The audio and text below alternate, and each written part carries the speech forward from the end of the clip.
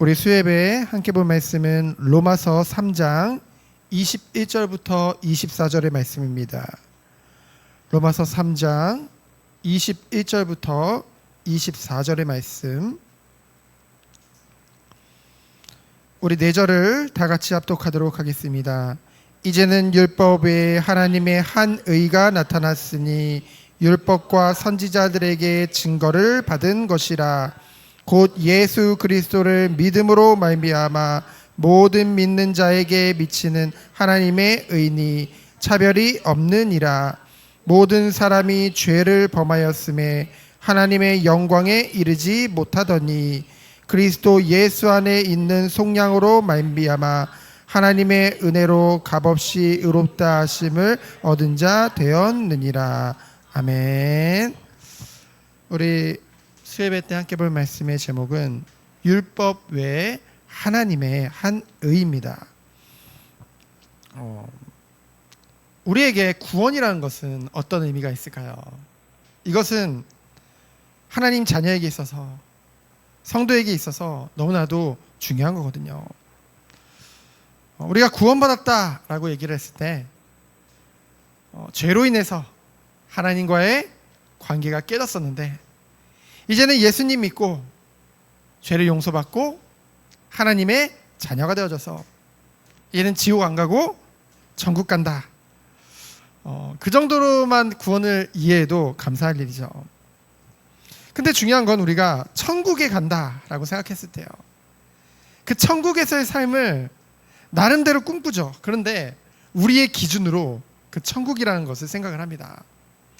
그러다 보니 아이들 같은 경우에는 천국은 정말 공부도 안 해도 되고 숙제도 없고 먹고 싶은 거 마음껏 먹어도 되고 막 그런 곳이 아닐까.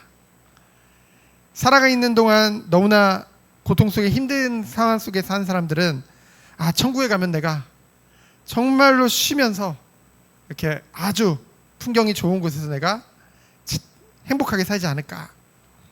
나름대로 그런 생각을 하게 되어지죠. 근데 그 모든 것들이 어디까지나 내가 기준이 되어서 내가 좋아하는 그런 천국을 꿈꾸게 되어집니다. 그런데 어쨌든 천국은 결국은 하나님이 계신 곳이, 그리스도가 계신 곳이 천국이죠. 우린 그것으로 기뻐해야 됩니다. 왜냐하면은 구원이라는 거 한 가지로, 구원이라는 것이 우리에게 있어서 너무나도 감사하기 때문에 저는 이 구원에 대한 이 은혜를 이 말씀을 통해서 깨달으면 깨달을수록, 그 은혜 속에 들어가면 들어갈수록 믿어지지가 않아요. 믿어지지 않는다는 것은 제가 구원 못 받았다라고 생각하는 것이 아니라, 어떻게 이런 어마어마한 은혜와 축복이 내게 임하게 되어졌을까. 실감이 나지 않는다는 거죠. 너무나도 이 구원이라는 것이 놀랍고요, 너무나도 엄청나고 너무나 대단해요. 판타스틱이라고 하죠. 너무나도 환상적입니다. 얼떨떨해요. 진짜로 구원을 생각하면은요. 진짜 이런 내가, 이 구원의 은혜가 내게 임했다는 것, 진짜 하나님께서 나를 택하시고 나를 그리스도 안에서 용서하셨다는 것, 이런 나를 구원하셨다는 것이 너무나도 기쁘다는 것이죠.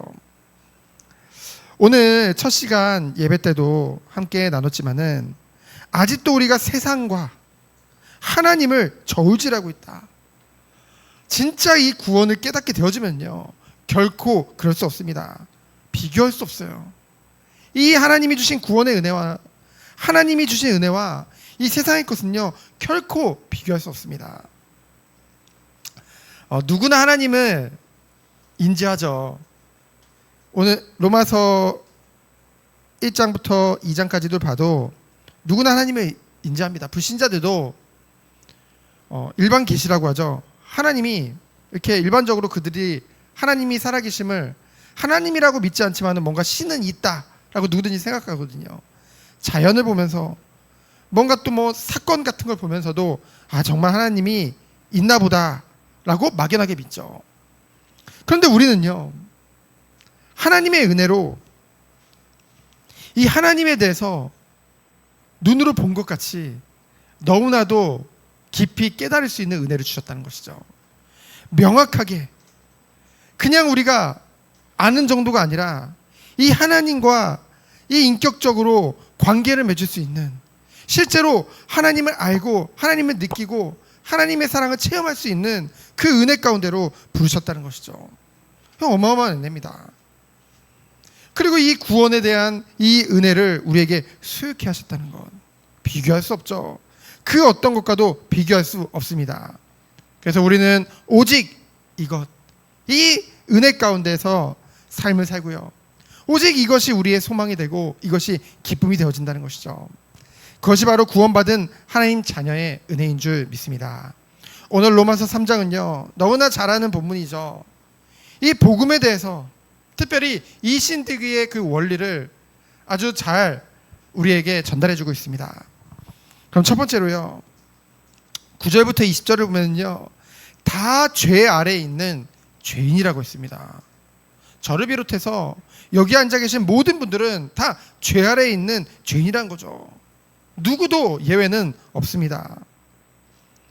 오늘 말씀 9절에 보면은요, 바울이 이제 1장 2장에 보면은 유대인과 이 이방인 그리스도인들의 그런 잘못된 부분에 대해서 이제 지적을 했잖아요. 그렇죠? 근데 이런 사람들이 그렇잖아요. 사람들이 반응이 뭐냐면은, 누군가 나의 죄를 지적하면은 우리에게 나오는 반응은 한 가지입니다. 그게 죄를 가진 사람의 모습인 것 같아요. 뭐라고 해요? 너는 안 그러냐? 너는 뭐 잘났냐? 그렇죠? 똑같은 반응입니다. 누구든지. 그래서 오늘 9절에 보면은 이 바울도 똑같이 얘기하죠. 그러면 어떠하냐? 우리는 나으냐? 결코 아니라. 모두 죄인임을, 죄 아래에 있음을 말하고 있죠. 유대인이나 이방인이나. 그래서 10절에 보면은 우리가 너무나 잘 아는 말씀이죠. 의인은 없나니 하나도 없으며. 아담과 하와 이후로 결코 누구도 의인은 하나도 없습니다. 11절에 보면은 불의한 자들의 모습이죠. 깨닫는 자도 없고 하나님을 찾는 자도 없다고 했어요. 하나님을 찾으려는 의지조차도 없는 거죠. 왜요? 하나님과의 관계가 단절되었기 때문에, 깨졌기 때문에. 그 결과 어때요? 12절에 보면은 다 치우쳐서 함께 무익하게 되고, 이 원어로 치우친다는 말을, 다 치우친다는 말을 해석을 하면은요, 길에서 벗어났다는 뜻이에요. 이 길에서, 관역에서 벗어난 것은 죄를 말하죠. 결국은 죄로 인해서 함께 무익하게 됐다는 것은 쓸모없게 되어졌다는 것이죠. 한쪽으로 치우쳐서. 왜냐면요, 인간의 목적은 하나님을 영화롭게 하는 거거든요. 근데 죄로 인해서 완전히 쓸모없는 존재가 돼버린 것입니다. 누가요? 인간이요. 그래서 선을 행하는 자 없나니 하나도 없다라고 했어요. 사람들은요, 하나님을 믿지 않는 불신자, 뭐 자연인이라고 하죠. 자연인들조차도 나는 그래도 좀 선하다, 내가 나름 양심을 갖고 산다, 그래서 뭐 불신자라 할지라도 뭐 성인이 있고 뭐 의인이 있고 그렇잖아요. 근데 성경에서는 분명히 말합니다. 선을 행하는 자는 없나니 하나도 없다고 했어요. 이 선의 기준이 무엇이기 때문에 그럴까요? 오직 하나님만이 선이시죠. 오직 하나님의 기준으로 봤을 때 그 누구도 죄로 인해서 선을 행하는 자가 하나도 없다는 것입니다. 그래서 그 상태를 보면은요, 13절로 14절에 보면은 이 입에서 나오는 거, 언어 생활이죠. 언어 생활이 모두 추악한 죄의 도구로 사용되는 것을 우리는 볼 수 있습니다. 얼마나 하나님을 믿지 않는 자들의 모습을 보면 어때요? 그들의 목구멍은 열린 무덤이요, 그 혀로는 속임을 일삼으며 그 입술에는 독사의 독이 있고 그 입에는 저주와 악독이 가득하고. 하나님을 찬양해야 될 그 입에서, 입술을 통해서 정말 하나님의 은혜를 증거할 그 입술을 통해서 이러한 일들이 벌어질 수밖에 없다는 거죠. 죄 가운데 있는 자들은요. 그 발은 피 흘리는데 빠른지라. 그러면서 파멸과 고생이 그 길에 있어라고 했죠. 행위를 보면은요, 누군가 죽이고 파괴하는 것에는 너무나 빨라요. 그럼 나름대로 이 안에서도 우리가 나름대로 더 좋은 세상을 만들겠다라고 나름의 고생은 하지만은 결국은요, 아무리 노력해도 스스로 그것을 이룰 수가 없죠. 왜냐하면은 17절에 평강의 길을 알지 못하기 때문입니다. 평강은 언제 오나요? 하나님과의 관계가 회복될 때 그 하나님 안에서만 인간이 누릴 수 있는 것이 바로 평강의 축복이거든요. 그런데 하나님과의 관계가 깨졌기 때문에 평강의 길을 알지 못해요. 그래서 18절에 보면은 가장 하나님을 떠난 자의 모습이죠. 그들의 눈앞에 하나님을 두려워함이 없느니라. 하나님을 두려워함이 없어요. 교만한 자의 모습이죠. 불신자의 대표적인 모습입니다. 하나님을 두려워하잖아요. 완고합니다. 심지어는 예배 가운데 와서도 말씀을 들을 때도 완고해요. 완고하단 말은 뭐죠? 고집을 꺾지 않아요. 말씀을 들으면서도 그 말씀이 정말 하나님의 말씀이라고 한다면은 우리는 어떻게 해야 될까요? 말씀을 듣고 우리의 죄를 깨달았다고 한다면은 그게 사실 은혜거든요. 그렇죠? 하나님 자녀라는, 하나님 백성이라는 증거거든요. 여러분, 하나님의 백성이 아니면요, 양심에 찔리는 것조차도 없습니다. 말씀 들을 때 그냥 그런가 보다 해요. 하나님의 은혜가 없는 자들은. 근데 말씀을 들을 때 정말 그 우리의 연약함과 죄악이 깨달아지고, 그래서 더욱더 돌이켜서 하나님을 더욱더 바라보게 되는 것, 그것이 사실은 은혜 받은 자의 모습이거든요. 우리가 매 예배 때마다 말씀을 통해서 그 은혜 가운데 들어가기 원합니다.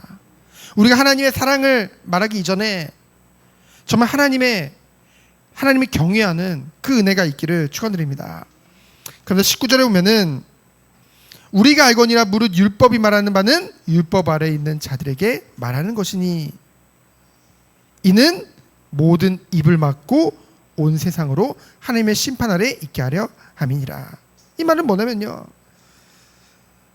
그 누구도요 율법을 통해서 구원받을 자는 아무도 없습니다. 율법 아래에 보면은요 전부 입을 막을 수밖에 없어요. 내 의의를 말할 수가 없어요. 내 공로를 말할 수가 없어요. 율법을 그 누구도 다 지켜 행할 자가 아무도 없거든요.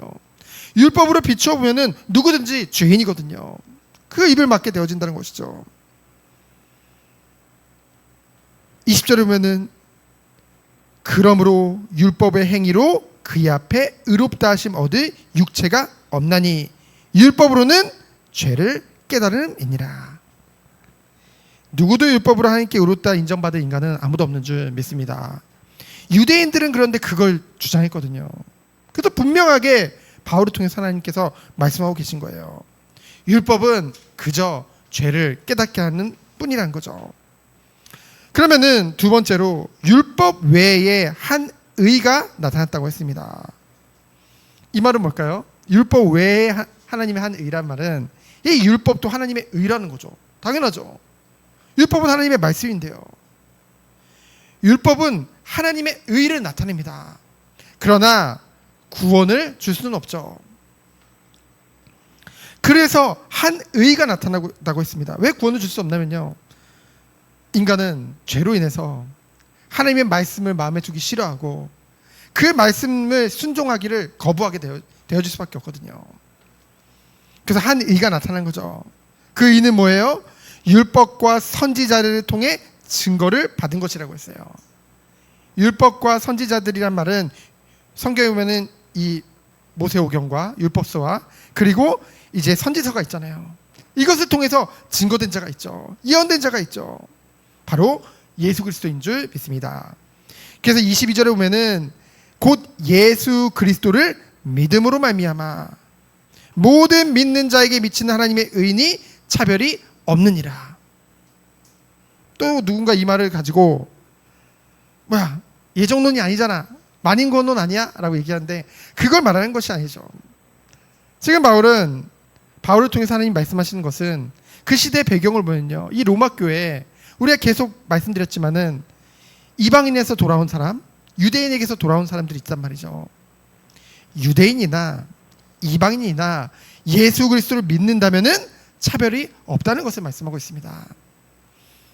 그러면서 23절로 24절을 보면은 우리가 너무나 잘 아는 이 로마서의 주제죠, 이신 득이에 대해서 말씀하고 있습니다.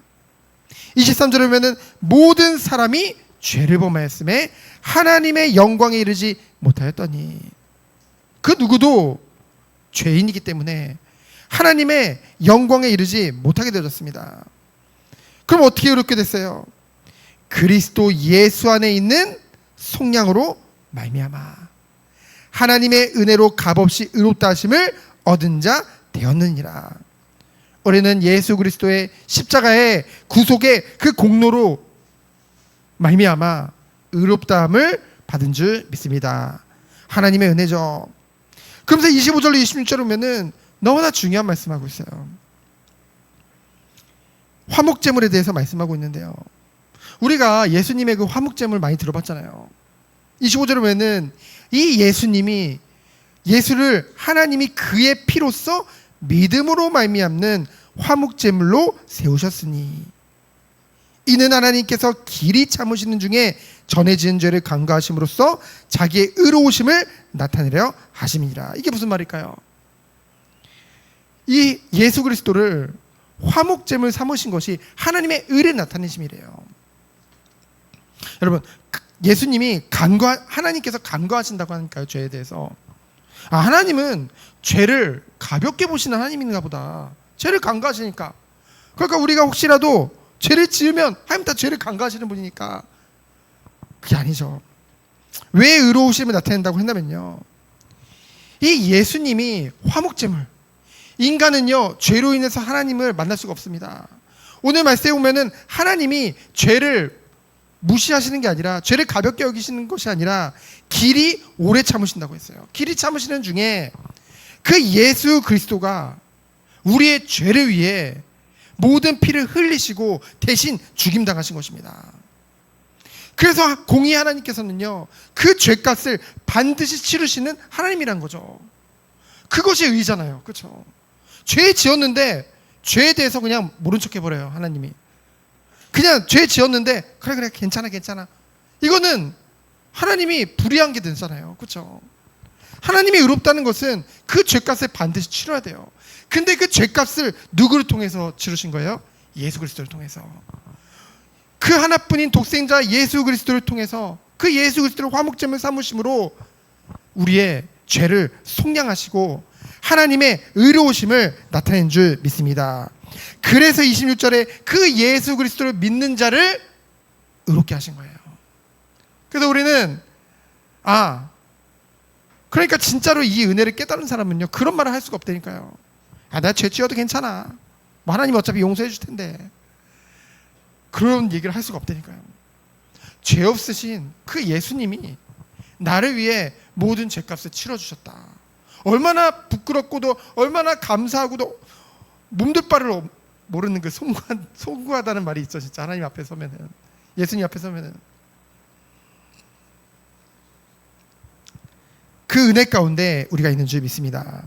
그래서 27절로 31절을 보면은 이 이신득위에 대해서 이제 세 가지로 정리를 하고 있어요. 첫 번째로 27절로 28절을 보면은 이 구원은 행위가 아니라 오직 믿음임을 증거하고 있습니다. 그런즉 자랑할 때가 어디 있느냐, 27절에 말씀하고 있죠. 있을 수가 없느니라. 무슨 법으로냐, 행위로냐, 아니라 오직 믿음의 법으로니라. 유대인들이요 자신의 혈통을 자랑했잖아요. 이방인들은 또 반대로 그리스도인에서 자유로워 그러면서요 자유롭게 된 것을 막 자랑했는데요, 그 어떤 것도 자랑할 자가 없다는 것이죠. 무엇으로는요? 행위로는요. 그래서 28절을 보면은 그러므로 사람이 의롭다 하심을 얻는 것은 율법의 행위에 있지 않고 믿음으로 되는 줄 우리가 인정하노라. 여러분, 율법으로 우리가 의롭게 된 게 아니에요. 행위로 의롭게 된 것이 아닙니다. 오직 예수 그리스도를 믿음으로 의롭게 된 줄 믿습니다. 그래서 두 번째 특징은 뭐예요? 차별 없이 적용되는 보편적 은혜라는 거죠. 이방인이나 헬라인이나 뭐 할례 받은 자나 무할례 받은 자나 육신의 할례를 말하죠. 상관없이 오직 예수, 중요한 것은 뭐예요? 예수 그리스도를 믿음으로 말미암아 의롭게 되어졌다는 것이죠. 그것이 두 번째입니다. 그럼 마지막 세 번째 이신득의 특징은 뭔가요? 31절을 보면은 그런즉 우리가 믿음으로 말미암아 율법을 파기하느냐? 그럴 수 없느니라. 도리어 율법을 굳게 세우느니라. 이신득이는 율법을 폐하는 것이 아니라 오히려 굳게 세우는 것인 줄 믿습니다. 왜요? 누구를 통해서 의롭게 된 거기 때문에? 예수 그리스도를 통해서 의롭게 된 거기 때문에. 이 예수 그리스도가 마태복음 5장 17절에 보면은 율법을 완성케 위해서 오셨다고 했잖아요. 율법은요, 죄를 깨닫게 해줍니다. 우리가 지금 모세오경을 지금 보고 있죠. 지금 신명기까지 왔는데 신명기도 이제 거의 끝나갑니다. 이것을 보면은요, 죄가 무엇인지를 우리에게 깨닫게 해줘요. 그러면서 무엇을 보게 되냐면요, 우리 자신에 대한 그 인간의 의에 대한 전적 무능과 그 타락을, 그 비참함을 우리는 보게 되어지죠. 아, 우리는 결코 자기 의를 내세울 수가 없는 존재구나. 율법으로 보니 우리는 정말로 전적 무능할 수밖에 없는 그런 죄인이구나를 깨닫게 되어져요. 그러면은 더욱더 바라보고 의지할 것이 생기죠. 뭐냐면은 이 모든 것을 구원해 주실 구세주의 필요성을 더욱더 깊이 깨닫게 되어집니다. 그래서 갈라디아 3장 24절에 보면은 이 율법은 초등 선생이라고 했죠. 그리스도께로 인도하는, 예전에는 몽학 선생이라고 했죠. 그래서 율법이 사람을 구원하는 능력은 없어도 이 율법으로 인해서 더욱더 예수님을 의지하고 바라보게 된다는 것이죠. 그리고 또한 거룩한 하나님의 백성으로서, 성도로서의 사는 방법을 알게 하는 기준이 되고 수단이 된다는 것입니다. 그래서 율법은요, 나쁜 게 아니에요. 그렇죠? 율법은 하나님 말씀이고 너무나 우리에게 구원받은 우리에게는 너무나 귀한 것입니다. 예수 그리스도를 통해서 구원받은 우리에게는요. 그래서 율법을 우리는 온전히 지키기 어렵습니다. 그러나 이 율법을 굳게 세우는 길은, 그렇기 때문에 이 율법을 굳게 세우는 길은 이 율법의 완성자로 오신 그 예수 그리스도를 믿는 것일 뿐이란 거죠. 그래서 우리는요, 정말 이것을 깨달은 자들이 진정 고백할 수 있는 것이 바로 오직 예수입니다. 그렇죠? 오직 예수만이. 그래서 오직 예수만이 그 은혜를 깨달으면 깨달을수록, 하나님과의 진정한 관계가 깨달으면 깨달아질수록, 그것이 친밀해지면 친밀해질수록 우리는요, 그 율법을 더욱더 굳게 세우는 은혜가 우리의 삶 가운데 열매로 나타날 수밖에 없다는 것이죠. 그래서 결론적으로요, 그 누구도 행위로 의롭다의 육체가 없습니다. 그렇다고 마음대로 살아도 된다는 것은 아니죠. 그렇게 말하는 것은요, 하나님과 관계가 없는 자의 모습입니다. 하나님을 깨닫지 못한 거예요. 뭔지도 모르는 거예요. 그러니까 그런 얘기를 하죠. 정말로 그리스도를 통해서 하나님과의 관계가 회복된 사람들은요, 정말로 하나님을 만났다고 한다면은 이 믿음이, 이 그리스도를 믿는 믿음을 우리에게 선물로 주셨는데 그 선물이요, 그 은혜가요, 얼마나 소중한지요. 이 은혜가 얼마나 기쁘고 감사한지요. 그래서 우리의 관심이 어디에만 집중되는 거예요? 이제는 이 은혜를 깨닫게 되어지면은 하나님의 기뻐하시는 삶은 무엇일까? 정말로 하나님을 영화롭게 하는 삶이 무엇일까? 그것에 관심을 가지고 그것에 집중하며, 그러한 우리가 관심이 있고 집중을 해야지 그러한 삶의 열매가 나타날 거 아니에요. 그렇죠? 억지로가 아니라 진정 우리에게 그것이 되어져야만 하나님과의 관계 회복, 모든 건데요, 그것을 예수 그리스도를 믿음으로 우리에게 이루어진 줄 믿습니다. 그 은혜 안에서 오직 하나님께 영광 돌리는 우리 한 사람 한 사람을 세워지기를 예수 그리스도 이름으로 축원드립니다. 시간 기도합니다. 하나님 감사합니다. 오늘도 로마서 3장을 통해서 우리에게 주신 이 구원에 대한 축복을, 그 믿음을 더욱더 깊이 깨닫게 하심에 감사드립니다. 우리에게 이것이 최고의 가치가 될 수 있도록 정말로 하나님을 아는 지식과 이 믿음이 더욱더 커지는, 성장하는 우리 한 사람 한 사람 되도록 주께서 축복하여 주옵소서. 살아계신 예수 그리스도 이름으로 기도합니다. 아멘.